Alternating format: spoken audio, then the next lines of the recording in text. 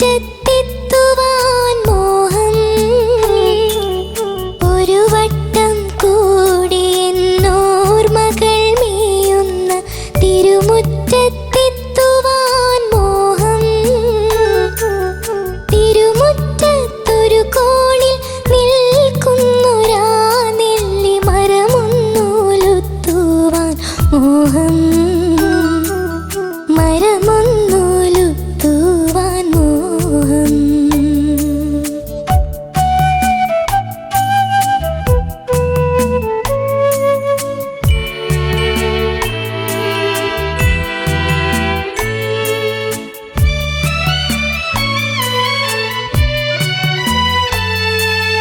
പടരുന്ന കായ്മണികൾ പൊഴിയുമ്പോൾ ചെന്നെടുത്ത് അതിലൊന്ന് തിന്നുവാൻ മോഹം.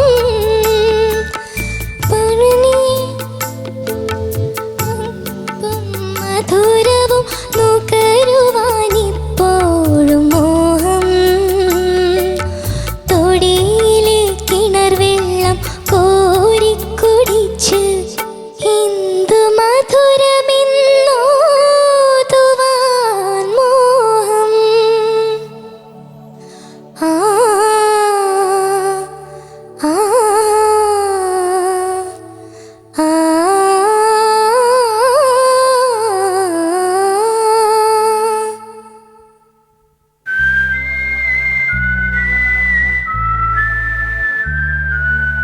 ഒരു വട്ടം കൂടിയ പുഴയുടെ തീരത്ത് വെറുതെ ഇരിക്കുവാൻ മോഹം. ഒരു വട്ടം കൂടിയ പുഴയുടെ തീരത്ത് വെറുതെ ഇരിക്കുവാൻ മോഹം. വെറുതെ ഇരുന്നൊരു കുയിലിൻ്റെ പാട്ടു കേട്ടെതിർ പാട്ടു പാടുവാൻ മോഹം. എതിർ പാട്ടു പാടുവാൻ മോഹം.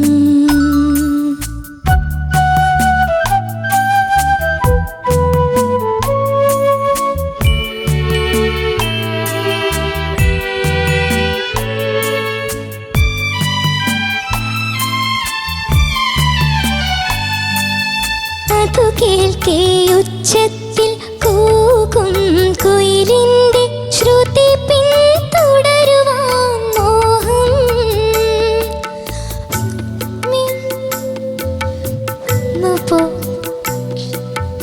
അരുതേ എന്നോതുവാൻ മോഹം. വെറുതെ മോഹങ്ങൾ ഇന്നറിയുമ്പോഴും വെറുതെ മോഹിക്കുവാൻ മോഹം. വെറുതെ മോഹങ്ങൾ ഇന്നറിയുമ്പോഴും വെറുതെ മോഹിക്കുവാൻ മോഹം.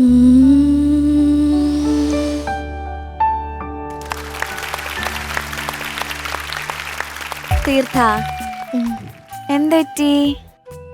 ഫുള്ള് ബ്ലാങ്ക് ആയി പോയി. രണ്ട് സ്ഥലത്തും പ്രാക്ടീസ് ചെയ്തില്ലേ നന്നായിട്ട്?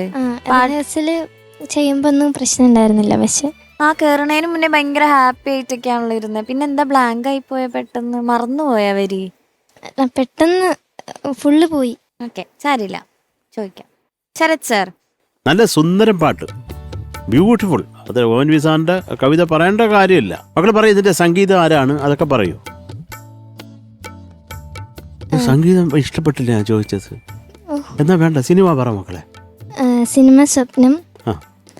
പിന്നെ സ്വപ്നമല്ലല്ലോ മോളെ, സ്വപ്നമല്ല പാടിയത് ജാനകിയമ്മ.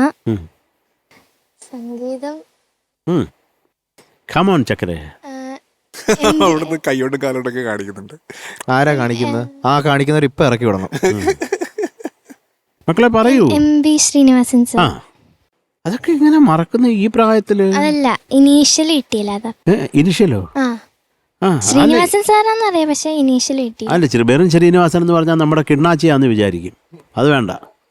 MB ശ്രീനിവാസൻ സാർ, അദ്ദേഹത്തിന്റെ പ്രത്യേകത എന്താണെന്നറിയാമോളെ? പണ്ടുള്ള, ഇപ്പൊ ഇവരൊക്കെ ഇരുന്ന് വായിക്കുന്നില്ലേ, ഈ മ്യൂസിഷ്യൻസ് പണ്ടുള്ള പാട്ടുകൾക്ക് വായിച്ചിട്ട് അങ്ങ് പൊക്കോണം.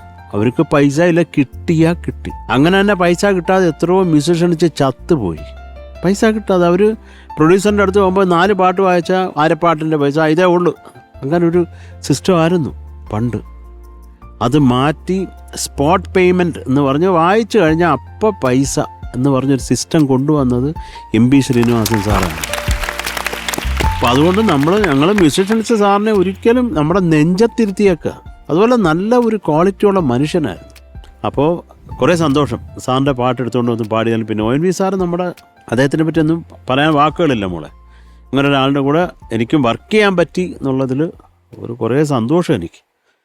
പിന്നെ മക്കളെ മറന്നു അത് എന്ത് പറ്റി കുഞ്ഞിന്?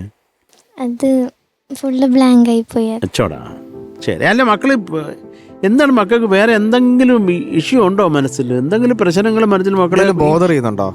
ഇല്ല, റിഹേഴ്സൽ പാടിയപ്പോ പാടിയതായിരുന്നു, പക്ഷെ ഇവിടെ വന്നപ്പോ ഫുള്ള് ഇല്ല. അതെന്താണ് ഈ പ്രായത്തിൽ അങ്ങനെയുള്ള ഒരു പ്രശ്നങ്ങളും നമ്മുടെ തലയെ ചൂടുന്ന് തിന്നേണ്ട കാര്യമില്ല. കാരണം നമ്മൾ കഴിക്കുക, പോയി കിടന്ന് ഉറങ്ങുക, അമ്മയുടെ അച്ഛൻ്റെയും കൂടിരിക്കുക, കളിക്കുക, ഇതൊക്കെയല്ലേ ഉള്ളൂ. നമുക്ക് വേറെ എന്താണ് ഇതിൻ്റെ അപ്പുറത്തോട് ചിന്തിക്കാനുള്ളത്? അപ്പോൾ ഇതൊക്കെ നിങ്ങൾ തല നല്ല ഫ്രഷ് അല്ലേ മോളെ? ഒരു ലിറിക്ക് പഠിച്ചാൽ അതങ്ങ് തലയിരിക്കത്തില്ലേ നല്ല മണിമണി പോലെ.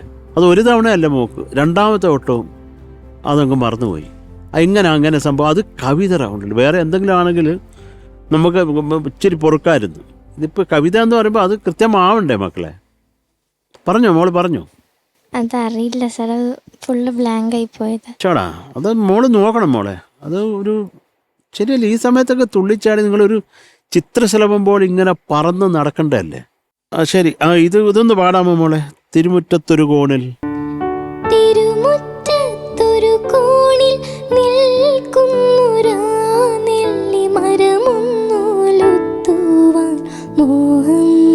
മോഹം മോളെ, മോഹം.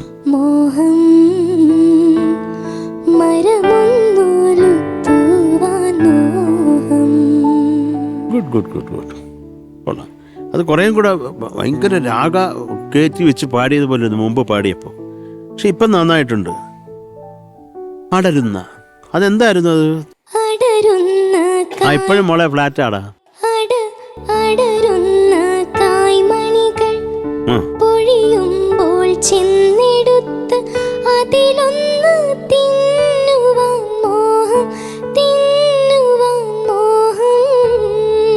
മോളെ കുറച്ചും കൂടെ അക്ഷരസ്ഫുടതടാ. തിന്നുവാൻ മോഹം. തിന്നുവാൻ മോഹം.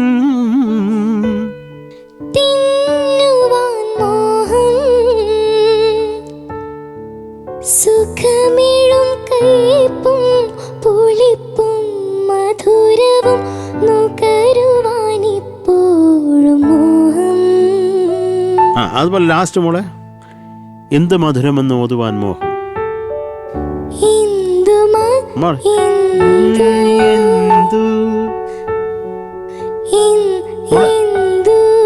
അപ്പോഴും ഫ്ലാറ്റാടാ.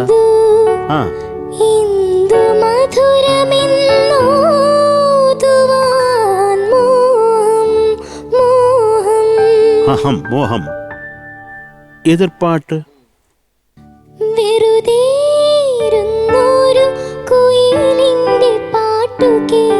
എതിർപ്പാട്ടു പാടുവാൻ മോഹം.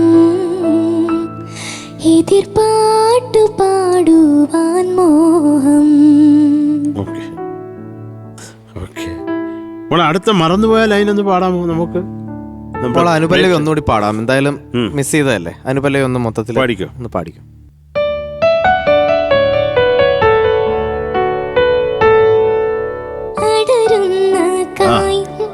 പാടിക്കോ. രസിക്കാടാ ഞങ്ങള്. ചെന്നെടുത്ത് അതിലൊന്ന് തിന്നുവാൻ മോഹം. സുഖമേഴും കയ്പും പുളിപ്പും മധുരവും നുകരുവാനിപ്പോഴും മോഹം. തൊടിയിലെ കിണർ വെള്ളം കോരിക്കുടിച്ച് എന്തു മധുരമെന്നോ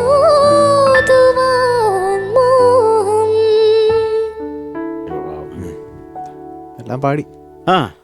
ഇനി അടുത്ത ആ ചരണത്തിൽ നമുക്ക് മറന്നു പോയത് കൊണ്ട് നമുക്കൊന്ന് പാടിയാൽ അതെ. നമ്മുടെ പ്രേക്ഷകർ കേൾക്കട്ടെ.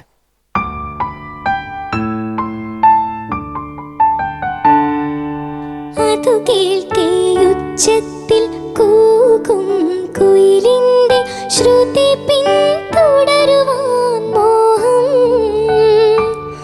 ഒടുവിൽ പിണങ്ങി പറന്നു പോം പക്ഷിയോട് അരുതേ എന്നോതുവാൻ മോഹം. ആഹാ, എന്തൊരു വരികളാണ് മോളെ. ഇത് കണക്ട് ചെയ്ത് പഠിച്ചു വെച്ചൂടെ, പിന്നെ അപ്പം മറക്കുവോ? ഇപ്പം അത് എല്ലാം കേൾക്കെ connected, ഉച്ചത്തിൽ എല്ലാം connected കണക്ട് വരികളാണ്. എല്ലാം കണക്റ്റഡ് ആണ്. അത് കേൾക്കെ ഉച്ചത്തിൽ കൂവും കുയിലിന്റെ എന്ത് പിന്തുടരാനാ മോഹം? ശ്രുതി ആ, ശ്രുതി പിന്തുടരുവാൻ മോഹം. പിന്നെ ഒടുവിൽ പിണങ്ങി ആ. പറന്നു പോം പക്ഷിയോട് ആ. അരുതേ എന്നോതുവാൻ മോഹം. ഇത് കണക്റ്റഡ് അല്ലേ മോഹം? എല്ലാം പക്ഷിയെ പറ്റിയല്ലേ? പക്ഷേ പറ്റിയ അതുപോലെ വെറുതെ ഈ മോഹങ്ങൾ എന്നറിയുമ്പോൾ ഇതാണ് ഏറ്റവും ഒരു വല്ലാത്ത ഒരു വരി. വെറുതെ ഈ മോഹങ്ങൾ എന്നറിയുമ്പോഴും വെറുതെ മോഹിക്കുവാൻ മോഹം. ആഹാ, പിന്നെ മോൾ അവസാനം വെറുതെ മോഹങ്ങളെന്ന് പാടി, അങ്ങനാണോ അത്? വെറുതെ ഈ മോഹങ്ങളെന്നില്ലേ? അത് ഈ പാടിയില്ലല്ലോ. വെറുതെ മോഹങ്ങൾ ഇന്നറിയും ഈ അതിന്റെ ഇടയിൽ മുങ്ങിപ്പോയതാണ്. ആ, എന്നറിയുമ്പോഴും വെറുതെ മോഹങ്ങൾ ഇന്നറിയുമ്പോഴും വെറുതെ മോഹിക്കുവാൻ മോഹം. ഈ ബാക്കി വെറുതെ മോഹം. ഈ കേട്ടല്ലോ മോളെ, വെറുതെ മോഹങ്ങൾ എന്ന് തോന്നി. വെറുതെ ഈ മോഹങ്ങൾ, എൻ്റെ ഈ മോഹങ്ങളൊക്കെ വെറുതെ ഈ മോഹങ്ങൾ എന്നറിയുമ്പോഴും വെറുതെ മോഹിക്കുവാൻ മോഹം. ആഹാ, ONV സാറിന് കാലിൽ തൊട്ട് തൊഴുന്ന് ഞങ്ങളെല്ലാവരും. വേറൊന്നുമില്ല നമുക്ക് പറയാൻ. സാറിൻ്റെ അടുത്ത് തന്നെ ഞാൻ പറഞ്ഞിട്ടുണ്ട്. അയ്യോ, അസാധ്യം. അപ്പം മക്കളെ, വല്ലാത്തൊരവസ്ഥയിലാണ് ഞങ്ങളെ കൊണ്ടുവന്ന് നീ ഇട്ടേക്കുന്നത്. അത് സത്യത്തിൽ വിഷമമുണ്ട് എനിക്ക്, ഉള്ള സത്യം പറയാമല്ലോ. ലവ് യു മുത്ത, ഞങ്ങളൊക്കെ കൂടെ ഉണ്ട് നിന്റെ കേട്ടോ. Love you, sir. Thank you Sharath sir. Shanika, Theertha, sir, എന്ത് പറ്റി മോളെ ബ്ലാങ്ക് ആയി പോയത്? അറിയില്ല.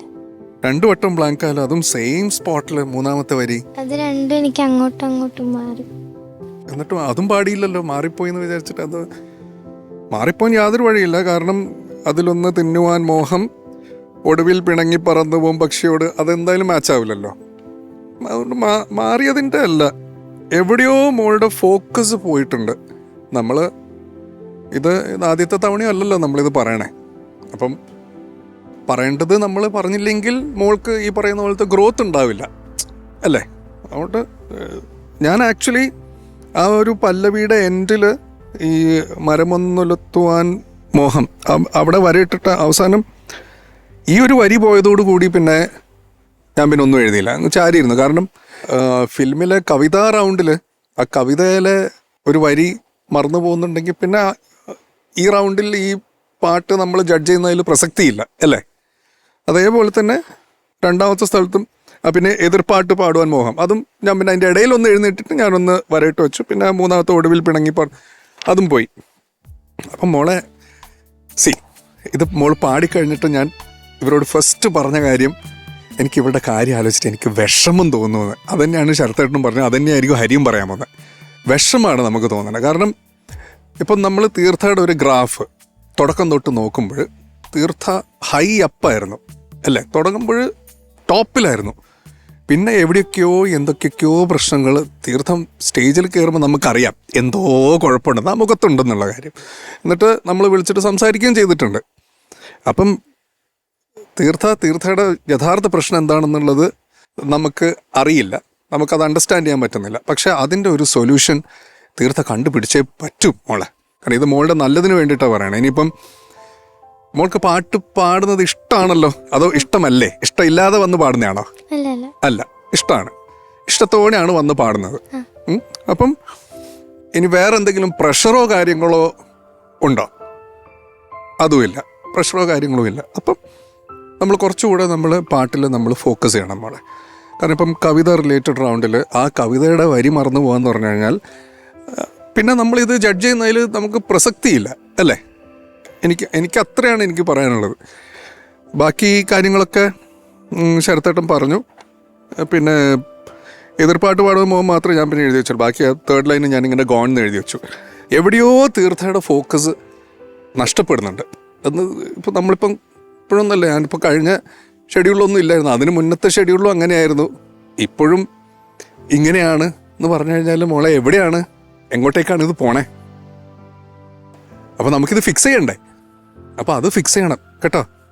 മോള് അടിപൊളി പാട്ടുകാരിയാണ്, സിനിമയിൽ അഭിനയിച്ചിട്ടുണ്ട്, പാട്ട് പാടിയിട്ടുണ്ട്, സിനിമയിൽ പാട്ട് പാടിയിട്ടുണ്ട്. ഈ പ്രൊഫൈൽ എന്ന് പറയുന്നത് ആ ചില്ലറ പ്രൊഫൈലൊന്നും അല്ല കേട്ടോ.